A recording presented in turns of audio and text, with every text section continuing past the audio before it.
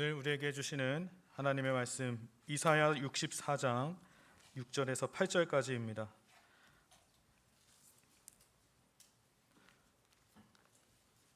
구약성경 1045쪽입니다.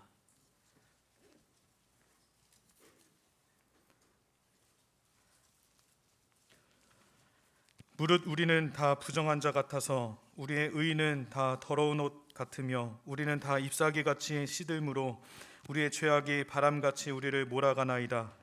주의 이름을 부르는 자가 없으며 스스로 분발하여 주를 붙잡는 자가 없사오니 이는 주께서 우리에게 얼굴을 숨기시며 우리의 죄악으로 말미암아 우리가 소멸되게 하셨음이니이다. 그러나 여호와여, 이제 주는 우리 아버지시니이다. 우리는 진흙이요 주는 토기장이시니 우리는 다 주의 손으로 지으신 것이니이다. 아멘. 웨슬리 찬양대 너무나 깊은 감사를 드립니다. 옆에 계신 분들하고 인사하겠습니다. 주의 사랑으로 사랑합니다. 평안이 넘치시기를 바랍니다.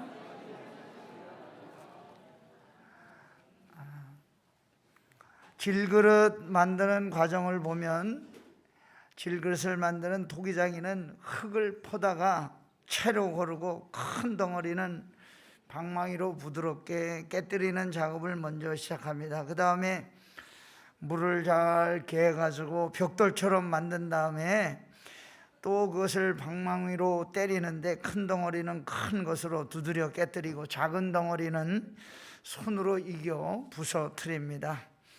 그 다음엔 가루처럼 아주 보들보들하게 물을 부어서 밀가루 반죽처럼 만들고 그것을 다시 발로 몇 시간을 밟은 다음에 빨래방망이 같은 것으로 찰싹찰싹 두드려서 덩어리가 하나도 없고 부드럽게 만든 다음 곱게 빚어서 물레에 올려놓고 발로 돌리고 손으로 빚어서 하나의 작품을 완성하게 됩니다.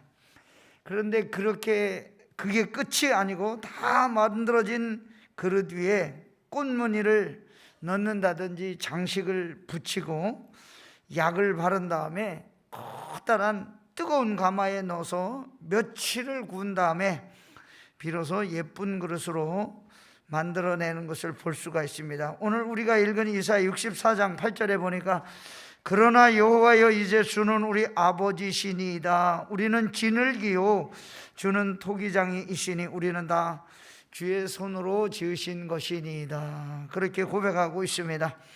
하나님께서 저와 여러분을 주님의 몸된 교회에 귀하고 유용하게 쓰이는 도구로 만드시기 위하여 하나님의 손으로 우리를 친히 빚어주시고 수많은 과정을 거쳐서 쓸모있는 그릇 되도록 이 자리에 불러주신 줄 믿습니다.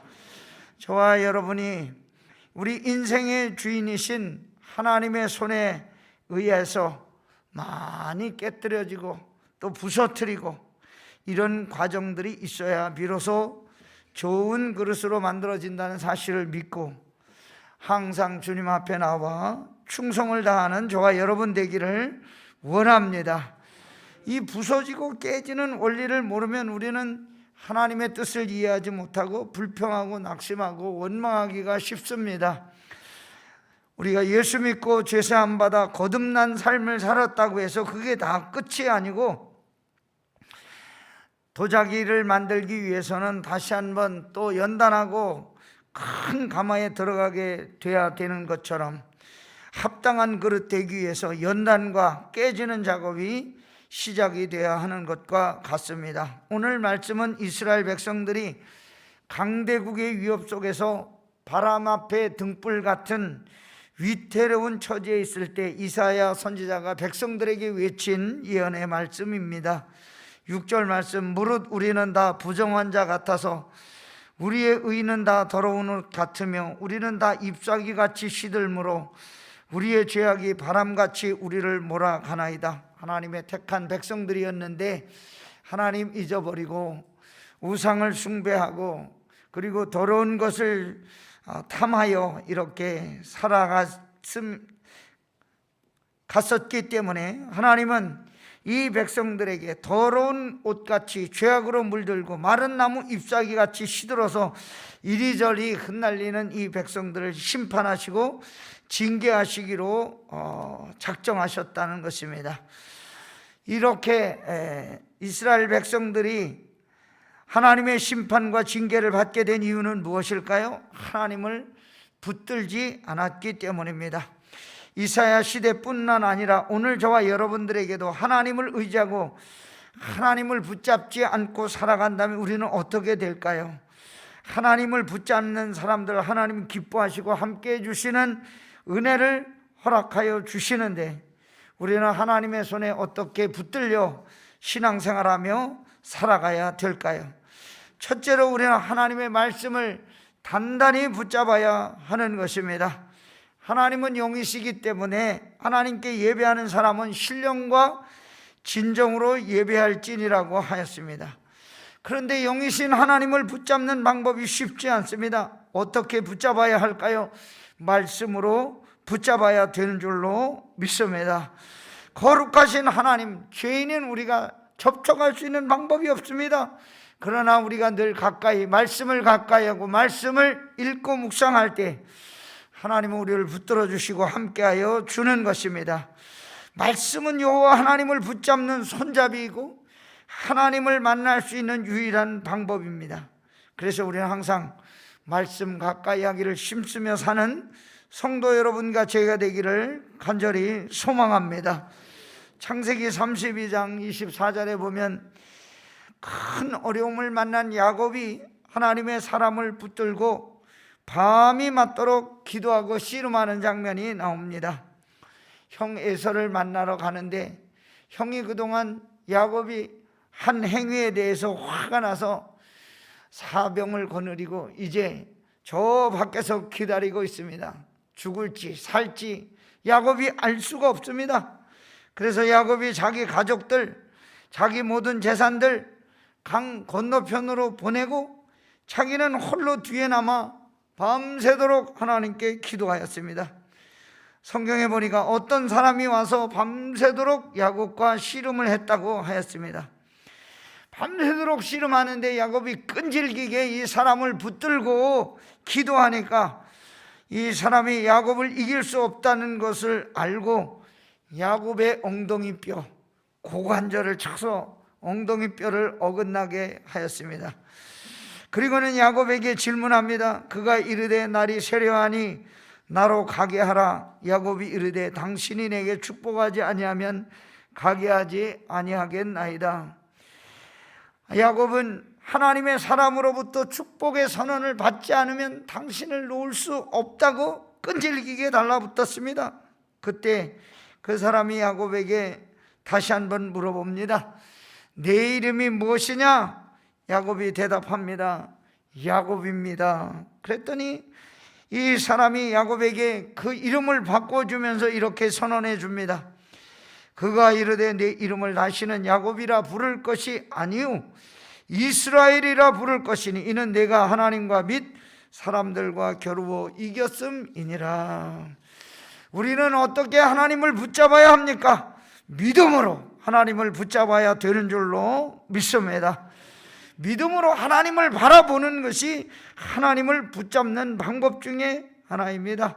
오늘 이사야 64장 7절에 보니까 주의 이름을 부르는 자가 없으며 스스로 분발하여 주를 붙잡는 자가 없사오니 이스라엘 백성들이 하나님을 잊어버리고 하나님을 붙들지 아니하니까 더러운 옷과 시든 잎사귀 같이 날마다 이리저리 끌려다니는 그런 신세가 되었다고 하는 것입니다.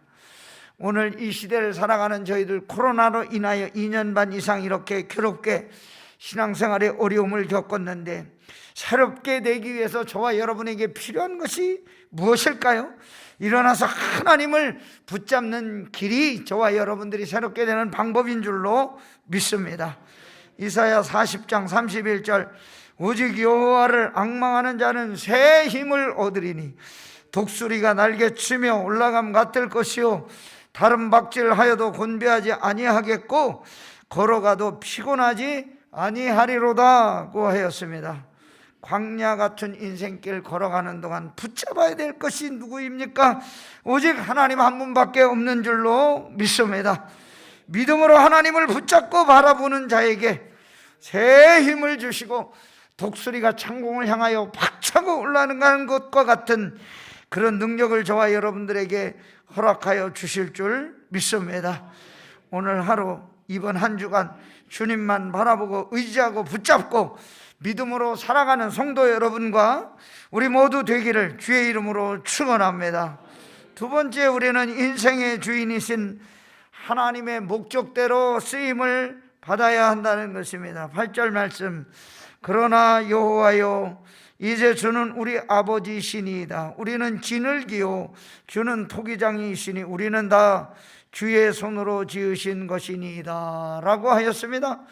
토기장이가 손으로 흙덩이를 만지면서 자기가 원하는 그릇에 또는 작품을 만들어 갑니다. 어떤 건 넓게 만들고, 어떤 건 좁게 만들고, 어떤 건 높게 만들고, 어떤 건 낮게 만들고, 어떤 건 크게 만들고, 어떤 것은 작게 만듭니다. 만들다가 부서지면 어떻게 합니까? 다시 뭉쳐서 다시 만듭니다. 모든 것은 누구의 마음입니까? 흙을 빚는 토기장이의 마음입니다. 오늘 말씀에 토기장이는 하나님이시고 우리는 진흙이라고 하였습니다. 모든 우리 인간의 행동이나 모든 것들은 다 주인이신 토기장이 하나님의 손에 달려 있는 줄로 믿습니다. 주인이 마음대로 되는 것입니다. 진흙덩이가 자기 마음대로 되고 싶다고 되는 것입니까? 어느 날 선지자 에레미야가 하나님의 부름을 받았습니다. 토기장이의 집으로 내려가라고 하는 음성을 들었습니다. 그래서 에레미야가 내려가서 토기장이의 집에 보니까 진흙으로 그릇을 만들고 있었는데 마음대로 그릇을 만들고 있었습니다. 마음에 차지 않으면 깨뜨리고 다시 만드는 것을 보고 있는데 하나님의 말씀이 에레미야 선지자에게 임하였습니다. 18장 6절 말씀, 여호와의 말씀이니라 이스라엘 족속아 이 토기장이가 하는 것 같이 내가 능히 너희에게 행하지 못하겠느냐?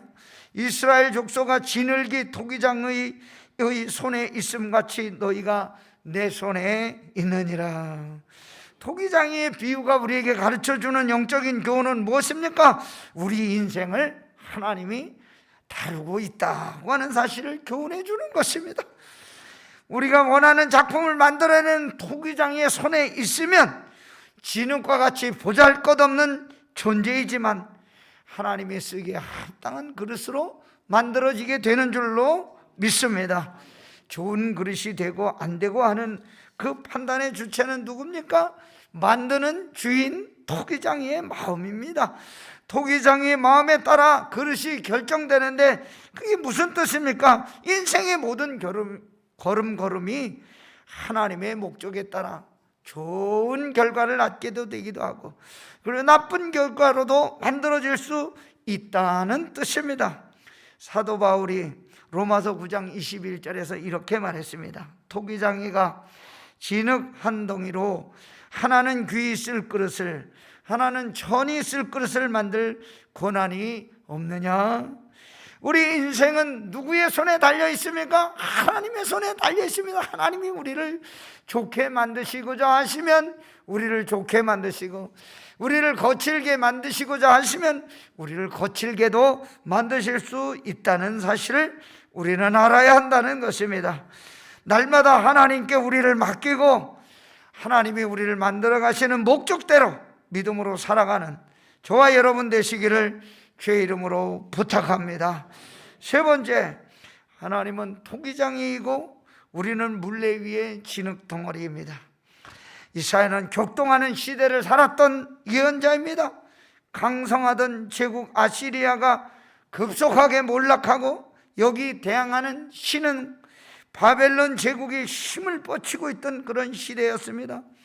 국제 정세가 참으로 급박하게 돌아가는 그때 유대 왕들과 귀족들과 그리고 많은 고관들은 이집트를 바라보았습니다. 이집트는 남쪽에 있는 나라죠. 남방 정책을 편 것입니다. 그래서 이 북쪽 바벨론이 일어나는데 바벨론에 대항하는 외교 정책을 선택하게 되었습니다. 우리나라도 북쪽에는 러시아, 밑에는 일본, 미국, 그리고 우리 바로 위에는 중국이 우리를 둘러싸고 우리를 괴롭히고 있잖아요. 그래서 우리는 항상 외교 정책을 세울 때 신중하게 잘 세워야 하는 거 아닙니까? 그런데 왕실 예언자들은 하나님이 유대를 지켜주실 것이라고 낙관적인 예언들을 했습니다. 여기 예루살렘 성전이 있기 때문에, 하나님이 계시는 이 성전이 있기 때문에 분명히 하나님은 이 유다를 지켜주실 것이라고 예언했습니다. 그런데 이사야는 정반대의 예언을 했습니다. 유대가 바벨론에 의해 무너져 식민지가 되고 멸망할 것이라고 선포했습니다. 이 말을 아무도 귀 기울여 주지 않았습니다. 왕따를 당해서 따돌림을 당했습니다. 유다 나라가 바벨론에 의해 예루살렘 성전이 파괴된다고 하는 사실을 아무도 믿지를 않았습니다. 그러나 하나님은 이사야 선지자를 통해서 이 예루살렘을 다시금 만들어 사용할 수 있다는 주인 되시는 분이라는 사실을 말해주고 있는 것입니다. 이스라엘 백성들이 다시 좋은 그릇이 되기 위해서 필요한 것은 무엇입니까? 주인인 하나님의 손에 그릇을 만들 수 있는 좋은 진흙덩이가 될 때에, 그때 비로소 다시금 하나님의 쓰임을 받을 수 있는 그릇이 된다는 것입니다. 진흙은 아무것도 아닙니다. 그릇을 만든 일은 토기장인 하나님의 절대적인 손에 달려 있습니다. 그런데 토기장이가 무엇인가를 만들려고 하면 본래부터 흙 자체가 좋아야 됩니다. 그래서 이 그릇 만드는 사람들을 보면 사방으로 다니면서 좋은 흙이 어디 있는지 이 그릇 만들기에 적합한 흙을 찾아다닙니다. 불순물이 없는 좋은 흙이 있어야 토기장이가 만드는 좋은 재료가 되는 것입니다. 섞이지 말아야 될 것이 이 흙 속에 섞여 있으면 좋은 그릇을 만들 수가 없습니다. 돌이나 나무 조각이나 모래알갱이나 다른 것들이 있으면 물레에서 돌리다가 구멍이 나거나 상처가 나거나 좋은 그릇으로 만들어질 수가 없습니다. 하나님은 토기장이고 저와 여러분은 물레에 놓여진 진흙 덩어리입니다. 우리가 어떤 그릇으로 빚어질지 우리는 모릅니다. 거칠은 질그릇이 될지, 납작한 접시가 될지, 장담구는 항아리가 될지, 아니면 귀하게 대접받는 도자기가 될지 우리는 알 수가 없습니다. 그런데 좋은 그릇이 되고 싶은 꿈을 꾼다면 우리 삶의 방향에 우리 속에 있는 모든 거짓되고 거칠고 마음의 불순물을 없애야 주인이 쓰기에 합당한 좋은 진흙 덩어리가 된다는 것입니다. 그래서 우리는 하나님의 손길을 기다려야 됩니다. 그때 하나님은 우리를 좋은 그릇으로 빚어주시는 줄로 믿습니다. 토기장이는 손으로 그릇을 빚은 다음 단계로 데려갑니다. 그곳이 어디입니까? 도자기 가마입니다. 왜 그곳으로 데려갑니까? 단련시키기 위해서 데려갑니다. 오래오래 사용하기 위해서 데려갑니다. 단단하게 만들기 위해서 가마에 집어넣습니다. 윤기나고 빛이 나는 도자기가 되기 위해서 가마에 들여놓습니다. 가마에 들여놓고 가만히 있습니까? 아닙니다. 불을 피워놓습니다. 엄청난 불 속에서 뜨겁게 달구어지도록 합니다. 깨지지 않는 좋은 그릇이 되기 위해서 불 속에 달굽니다. 뜨거운 불을 입고 난 후 서서히 식은 다음 토기장이 마음에 드는 좋은 그릇으로 만들어지게 되는 것입니다. 저와 여러분이 이 광야 같은 인생길 살아가면서 고난과 현실, 이게 너무 힘들고 어렵다고 느껴질 때가 있지 않습니까? 하나님은 그때가 가마에 넣어서 우리를 단련시키는 때라고 믿으시기 바랍니다. 하나님의 나를 불 가운데 연단하고 계시는 이유가 무엇입니까? 거기에 넣고 연단시켜서 오래오래 사용하기 위해서, 단단하게 사용하기 위해서, 윤기나고 빛나는 그릇으로 만들기 위해서 가마에 넣어 연단하시는 것입니다. 이 연단의 과정을 잘 이기고 나면 하나님이 저와 여러분의 인생을 잘 사용하게 되는 것입니다. 저와 여러분의 인생이 예수로 말미암아 빛나는 인생이 되는 것입니다. 오늘 주의 손에 맡겨진 진흙 덩어리에 불과한 저와 여러분이 이 믿음을 가지고 한 주간 하나님 앞에 우리 인생을 맡기고 주님이 나를 잘 빚어주시도록 믿음으로 승리하며 나가는 저와 여러분 되시기를 주의 이름으로 축원합니다. 할렐루야. 참 좋으신 하나님 아버지, 진흙과 같은 우리들을 빚어주셔서 하나님 쓰시기에 합당한 도구로 사용하여 주시기를 원합니다. 오늘 저희들이 주님 앞에 왔사오니 우리의 못나고 부족하고 연약한 것들, 거칠은 것들 부드럽게 갈아주셔서 하나님 쓰시기에 합당한 저희들 다 되게 하여 주옵소서. 엎드려 간구하오니 성도들의 기도를 들어주시고 성도들의 삶을 통하여 하나님이 큰 영광을 받아 주옵소서. 예수님의 이름으로 감사하며 기도하옵나이다. 아멘.